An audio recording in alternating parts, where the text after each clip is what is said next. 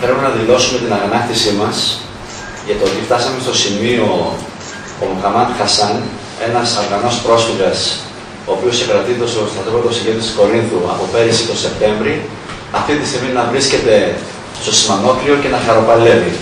Η ζωή του είναι σε κίνδυνο και είναι ένα ανησυχαστικό φαινόμενο, διότι ο συγκεκριμένος άνθρωπος, σύμφωνα με καταγγελίες που κάνουν οι συγκρατούμενοι του, πονούσε πάρα πολύ καιρό, αλλά οι αστυνομικοί αρνήθηκαν να ανταποκριθούν στο κάλεσμά του για να βρεθεί έγκαιρα σε νοσοκομείο. Ο άνθρωπος αυτός είχε μία λίμωξη, η οποία απαιτούσε έγκαιρη θεραπεία. Νομίζω ότι το ότι φτάσαμε στο σημείο αυτή τη στιγμή να χαροπαλεύει άνθρωπο μέσα στα στρατόπεδα συγκέντρωσης, φτάσαμε διότι ακόμα και οι προειδοποιήσεις και τα καλέσματα των νοσοκομιακών γιατρών της Ομοσπονδίας Ενώσεων Νοσοκομιακών Γιατρών Ελλάδος πριν από ένα μήνα, όταν επισκέφθηκαν την Αμυγδαλέζα και ορεικτικά πέσανε στο κενό.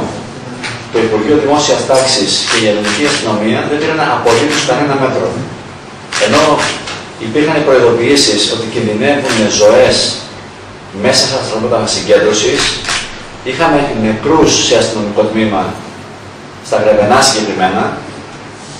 Νομίζω ότι δεν μπορούμε να πάμε στο σημείο όπου ένας μετά τον άλλον οι κρατούμενοι πέφτουν νεκροί και ο Δένδιας σιωπά.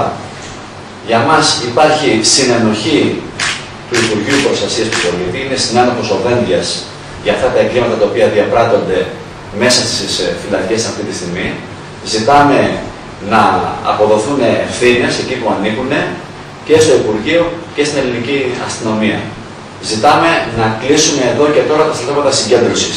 Δεν υπάρχει κανένας λόγος γιατί άνθρωποι κατατρεγμένοι από το Αφγανιστάν, από το Πακιστάν, από χώρες όπου οι υπερελιστές τις έχουν ρημάξει με τον πόλεμο ή το Διεθνές Νομισματικό Ταμείο με τις οικονομικές του βόμβες, άνθρωποι που αναζητούν άσυλο και καταφύγιο να συλλαμβάνονται, να φυλακίζονται και στο τέλος να στέλνονται στο θάνατο. Θεωρούμε ότι είναι απαράδεκτη αυτή η πολιτική και πρέπει να μπει τέλος εδώ και τώρα.